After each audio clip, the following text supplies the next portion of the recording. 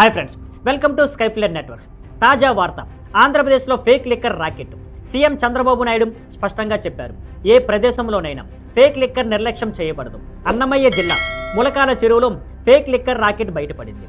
Initial రైడ్స్లో 14 మంది గుర్తింపు, 10 మందిని అరెస్టు చేశారు.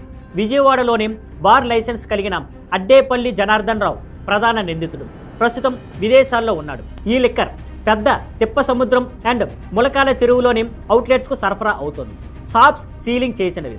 టీడీపీ పార్టీ చర్యలు. Tumbalapalli ACI Jayachandar Reddy and TDP నాయకుడు కట్టా సురేంద్ర నాయుడును పార్టీ నుండి సస్పెండ్ చేశారు. టీడీపీ హైకమాండ్ డీటెయిల్ ఇన్వెస్టిగేషన్ ఆదేశం ఇచ్చింది. సీఎం చంద్రబాబు నాయుడు న్యాయపూర్వక కఠిన చర్యలు తీసుకోవాలని ఖచ్చితంగా చెప్పారు. రాజకీయ సంబంధాలు చూసి కాకుండా వివరణ. ఎక్సైజ్ అధికారులు రైట్స్, స్టేట్మెంట్ రైట్స్ ఎక్స్పెన్షన్ ద్వారా ఫేక్ లిక్కర్ ర్యాకెట్ను బయటపెట్టారు.